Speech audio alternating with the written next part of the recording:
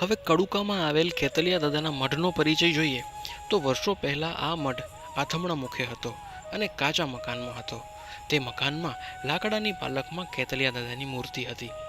ત્યાં બાજુમાં ગાત્રાળ માતાજી અને ભગવતી મોમાઈને પાલખની આજુબાજુમાં સ્થાન આપવામાં આવેલ હતું. એવું કહેવાય છે કે ખેતલિયા દાદાએ ભુવાશ્રીને સ્વપ્નમાં આવીને કહ્યું કે મારે નવો મઠ બનાવવાનો છે. સમય વીતતા કોઈ આ વાત પર ધ્યાન ન આપેલ અને એક દિવસ મઢમાં આગ લાગી. મકાન ભસ્મીભૂત થઈ ગયું, પરંતુ લાકડાની પાલખમાં દાદા જે જગ્યાએ બિરાજમાન હતા એ પાલખને ઊની આંચ પણ ના આવી. આ જોઈને બધાને ભાન થયું અને દાદાનો નવો મઠ બનાવવામાં આવ્યો. આજે કેતલિયા આપાનો ઓગમણા બારનો મઢ છે. મઢના દ્વારે પીંબળીઓ કોટવાળ લીમડાના વૃક્ષ નીચે બિરાજે છે, જે દાદાના દ્વારપાળ તરીકેની કાર્યવાહી ભજવે છે. અહીં અત્યારે ખેતલા આપા કેટલા હશે?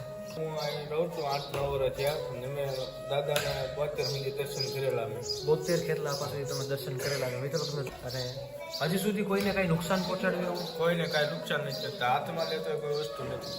વાહ, આવો નજારો તમને લગભગ ક્યાંય જોવા નહીં મળે. જો તો મંદિરમાં આવતા વેત પણ તમારે ધ્યાન રાખવું પડે કે ગમે ત્યારે તમને ખેતલા આપાના દર્શન થઈ શકે છે. એક સાઈડ જે છે એ માતાજીનો મઠ છે અને એ જગ્યાએ જ બાજુમાં બેઉ જગ્યાએ ખેતલા આપાની જગ્યા રાખેલી. તો આ છે માતાજીનું મંદિર અને અહીં આપણે દર્શન કરી શકીએ છીએ ખેતલા આપાના. આ જો આ જગ્યાએ અત્યારે તમે સાક્ષાત દર્શન કરી શકો છો ખેતલા આપાના.